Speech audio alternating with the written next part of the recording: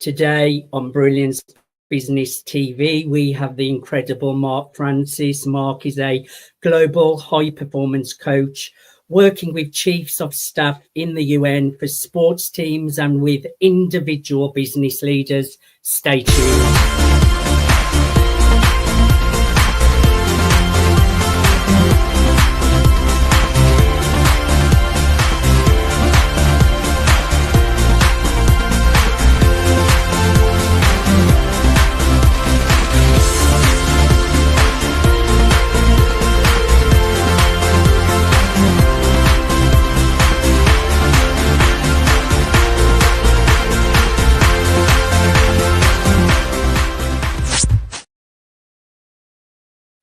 Welcome to Brilliance Business TV, conversations with leading experts in business. I am your host, Mark Stephen Pooler. We have an incredible guest on the show today, the incredible Mark Francis. Really looking forward to a conversation. And we are streaming live on Facebook, Twitter, Instagram, LinkedIn, YouTube. We're also on the E360 TV network. We're also on USA Global Radio and Television Network. We're also on Business Innovators Radio Network, mspnewsglobal.com, and many, many more platforms. Let's bring in our incredible guest, the incredible Mark Francis. Mark, welcome to Brilliance Business TV. Thank you, Mark. So, Mark, I really am looking forward to a conversation with you today. I know our great friend Brenda Dempsey introduced us, and she's had so many great words to say about you. So I'm really looking forward to learning more about you and what you do. So share a little bit about yourself, Mark, and what you do. Well, creating the finest commercial leaders in the world is my passion. And how do you do that? Well, I've created a business that has three different arms. One is absolutely about helping the leaders one-to-one, so executive coaching in the classic sense. Another is about building a leadership network, a community of leaders. And the third is helping smaller businesses get their strategy right. So three arms to the business. That the whole thing is called the Uspire Partnership. And I've been working in that business, which has evolved beautifully over the last 20 years. And it's afforded me this wonderful opportunity to travel the world, which in and of itself is magical, and meet the most amazing leaders and help them to be the finest commercial leaders in the world. Leadership is so important, Mark. And how did you get into this world of leadership? Do you know, it's amazing. When I first started in my business, which was well over 20 years ago, I thought you need to be a real specialist. And I was going to be a specialist in commercial skills training. So a trainer of selling skills. And I was going to specialize in that. And you very quickly realize when your customer says, can you help us with this as well or that? And the this and that becomes a leadership element. You go, well, yeah, I've been a leader in business. So yeah, I can help you with that. And so you evolve into this multi-purpose consultant. And so leadership became something I was more and more passionate about, because if you get the leader right, the business follows, or the environment and culture follows. So it's the core focus now, leadership development. Now, I know you have the most incredible book, and I want to hear more about it. What inspired the book? Tell us a little bit about that, Mark. Kind of builds on the last answer, actually, Mark. I love being with leaders who lead with a different kind of power. And when I say different kind of power, I'm comparing it with old school leadership, the perception that it's demand, command, and it's my way or the highway. And unfortunately, we still have many leaders of countries in this world who have that paradigm as that's what a leader should be. Ego-driven, opinion-driven. And a new kind of leader with a new kind of power is much more about initiate, collaborate, and energize people rather than put your thumb on them and tell them to do what you want them to do. So being with leaders that exercise a different kind of power is really what the book's all about, because I've captured 60 stories about amazing people who are leading in their communities in very different ways. And I've shared how they do that so that the book becomes something that people can take elements out of and use themselves to inspire change in whichever tribe they're in. So let me give you an example of what I'm talking about in terms of a new kind of leader. Former Prime Minister of New Zealand, Jacinda Ardern, Prime Minister from 2017 to 2023. So a 6-year term that included 2 major traumas for New Zealand. One was a global pandemic, which we all know about, COVID-19. And in 2019, they had a mass murder in New Zealand at a mosque where 51 people were killed. Now, that's a major thing to try and manage as a leader. And I'm going to tell you how that was managed after I've shared with you the nature of this person, Jacinda Ardern. She gave a speech when she resigned. So she decided in 2023, April, do you know what? I think it's my time. I think I've done my job, and I think it's time for a different voice and a new leader.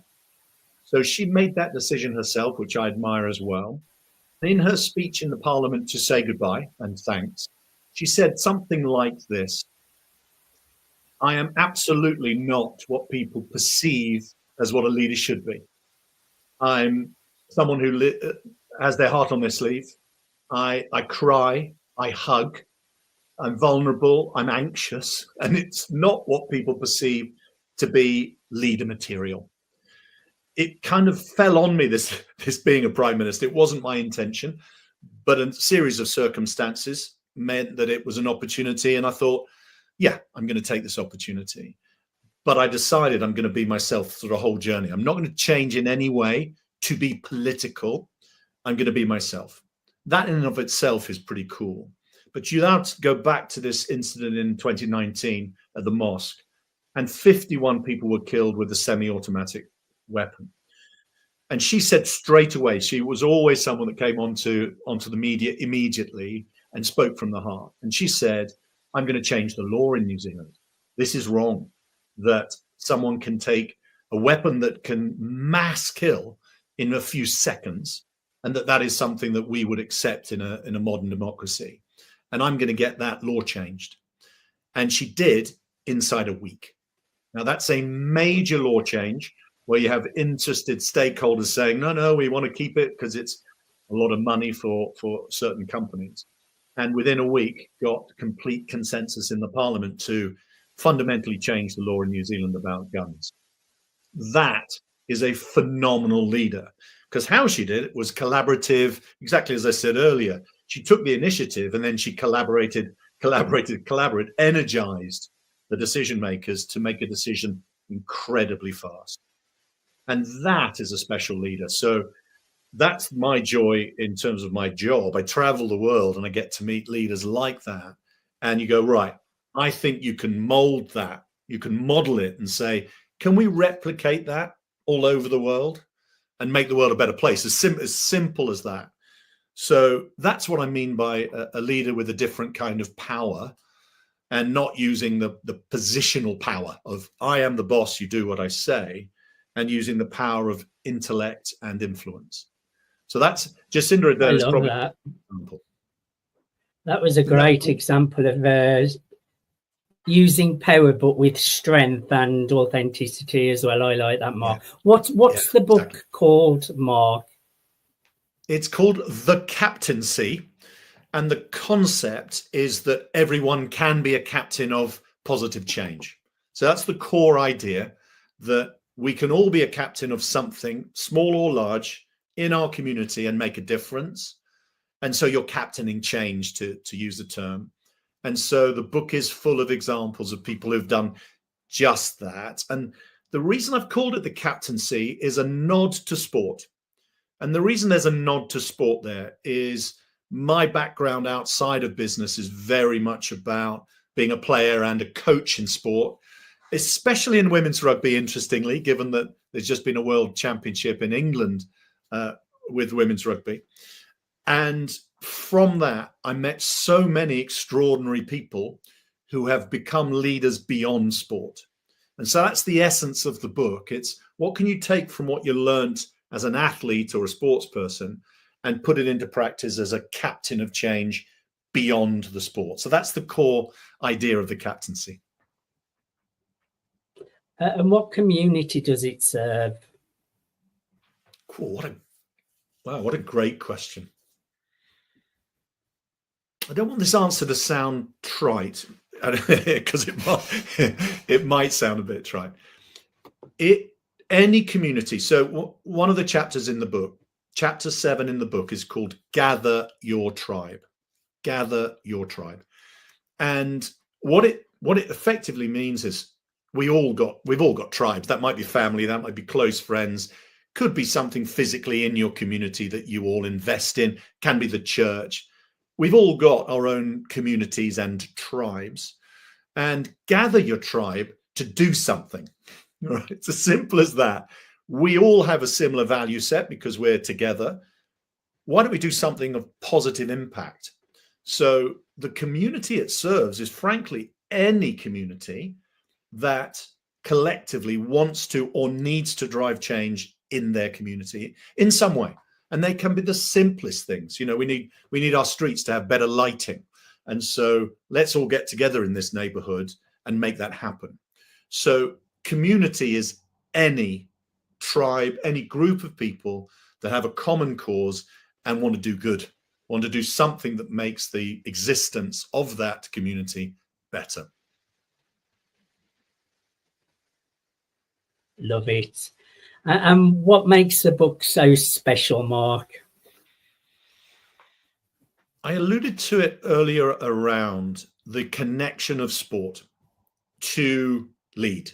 So if you've had an experience at any level in a sporting competitive environment, you've learned how to cope under stress. You've learned how to communicate under stress. And in certain cases, hopefully, you've learned how to lead under stress. So you take that learning and you put it into the community or tribe that you're now in beyond sport, and you try and make a difference.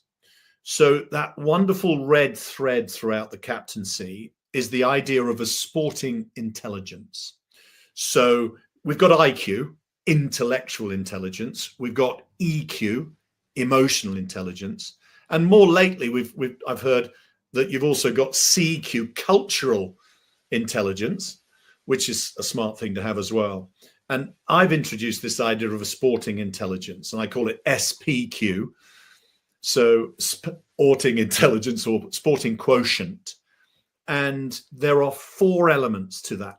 And this is from my experience of being a sports coach for 35 years now, being an active athlete in a various number of sports, not to the highest level, but certainly competitive, and certainly a huge fan of all sports, male and female. Any sport I will go and watch live, hopefully, and get the atmosphere and the feeling. From all of that experience, I've observed things that I believe are a sporting intelligence, the difference that makes the difference from pretty good at this to the very best. And I see 4 different elements to sporting intelligence. And they are positive intention. And I talk about football. I do a lot of work on the psychology in football. And there's a huge difference between playing to win and playing to avoid losing. And playing to win is the positive intention. And playing to avoid losing is a defensive intention, which could work. But it's not a positive intention. It's defensive. So the first of the 4 elements of SPQ is positive intention. The second is self-command. Now, again, I mentioned this earlier, in a moment of stress, and sports has those lovely moments where the result could go either way, and I call that a stress moment. That's the opportunity to, frankly, be at your best as the athlete. In the moment of highest intensity, you have self-command because you've prepared and practiced. You've got your mindset right. You've got your technique right. Now it's just about execution. And that is about self-command as opposed to getting a bit nervous and falling apart when it matters most. So self-command, super, super important. The third element is a lovely one, actually, because it's so simple and yet it takes a bit of thinking about. And it's called thin slicing. Thin slicing, like you're slicing a loaf of bread, but very, very thin. And the core idea here is simplify, simplify, simplify. there's so much information and distraction in our lives, isn't there? You know, mobile phones, my goodness me, constantly beeping, emails, social media. Our heads are more full today than they've ever been with information, confusion, distraction, surprises, all of those things going on in our head. And thin slicing is just simplifying the information that you've got into one decision based on your assessment of the situation and the information that's coming in. Make one decision. So I'm going to give you an example. It's a very real example of thin slicing, and it was me as a coach. So I coach in sevens rugby, so the smaller sided game of just seven, super fast, short, dynamic, brilliant spectator sport. And we took a ladies team to Melrose, which is the oldest sevens rugby tournament in the world, something like 1835. I'm guessing there. I'm not sure, not certain of the date, but it's a very old tournament and has always been men only. The whole tournament is a male-based tournament, or was. And then in 2023, the organizers said, it's time to modernize. Let's get a women's tournament alongside the men's tournament. And we had the great pleasure of being invited.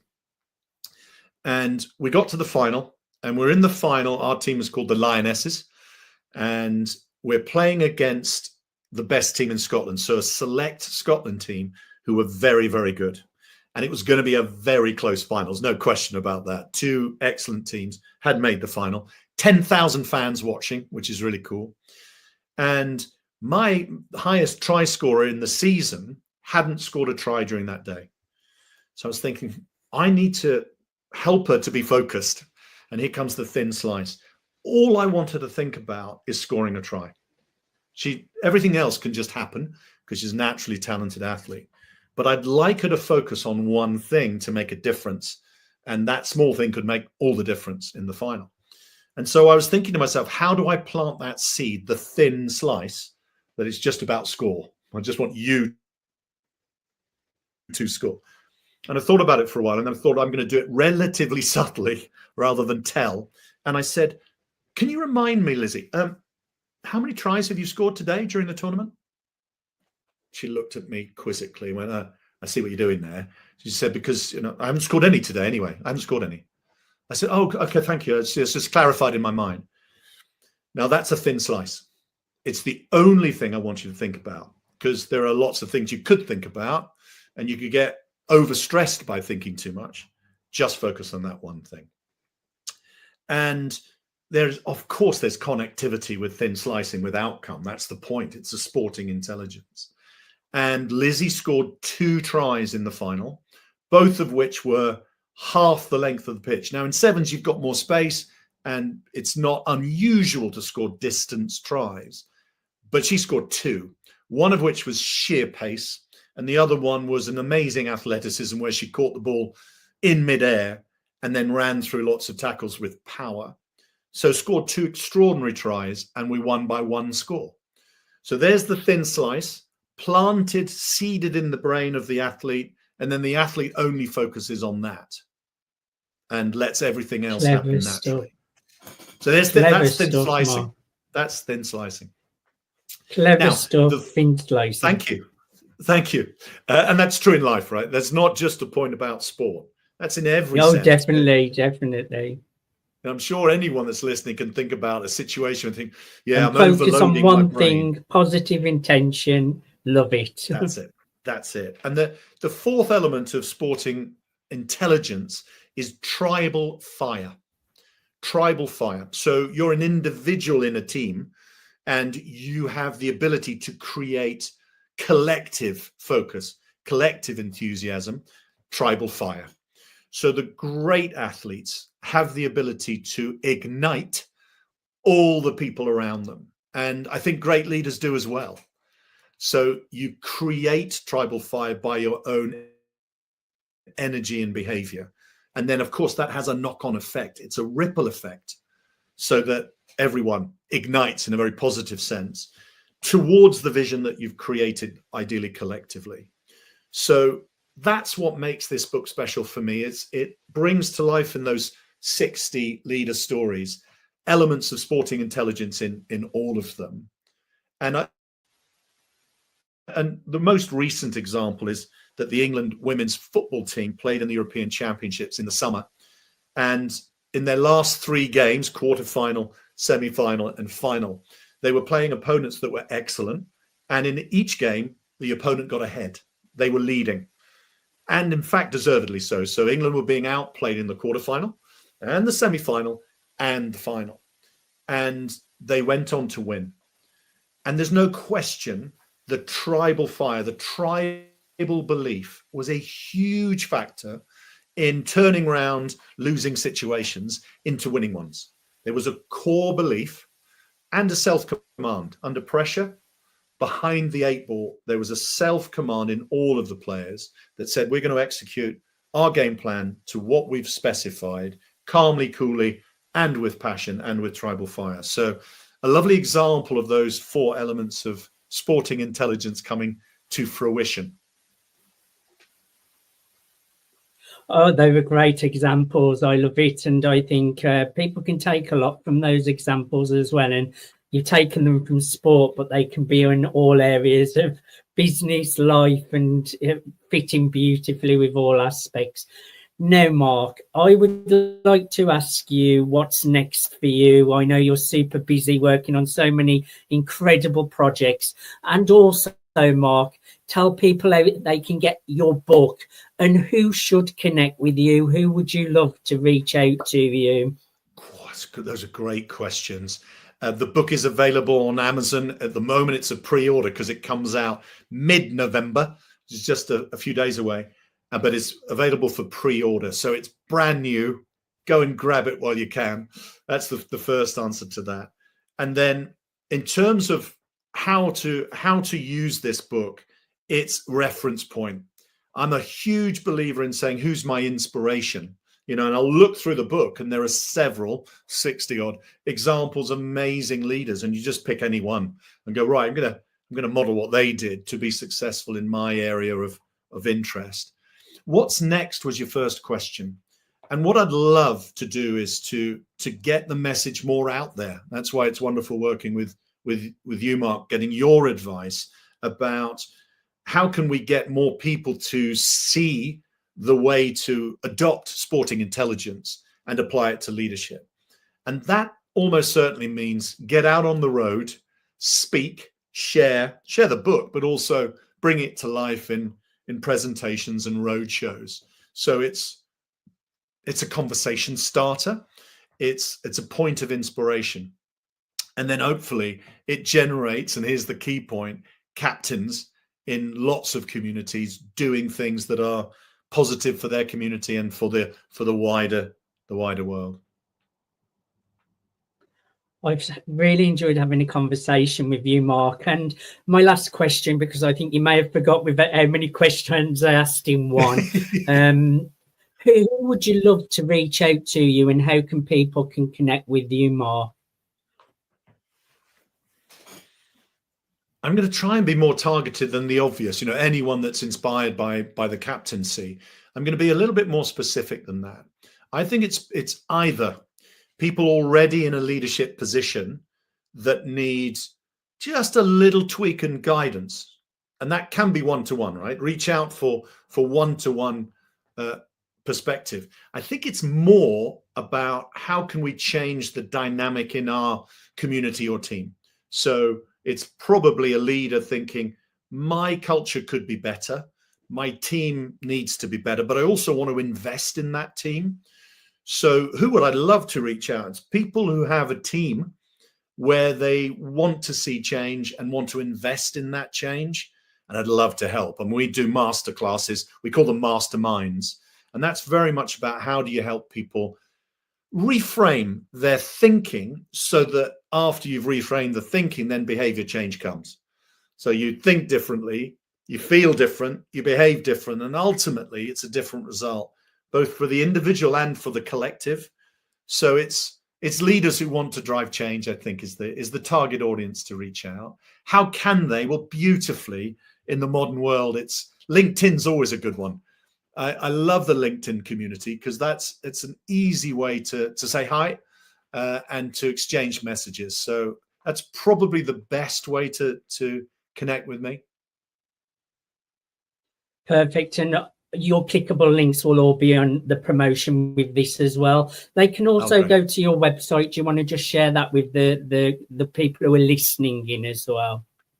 Yeah, I mentioned before there are 3 arms to my consultancy business. We bring it all together. It's the Uspire partnership. The website is theuspiregroup.com. theuspiregroup.com. 3 elements to that brilliant business called the Be Human Partnership, Business Doctors, which is a fantastic consultancy for small to medium-sized businesses, and then Uspire itself, which is about leadership academies. So 3 arms to the business, and it's theuspiregroup.com.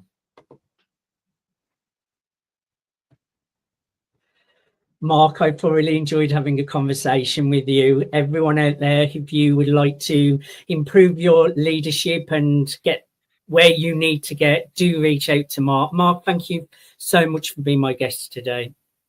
Thank you, Mark. I loved it. I've loved it too. Thank you everyone for joining us for Brilliance Business TV, conversations with leading experts in business. Until next time, bye for now.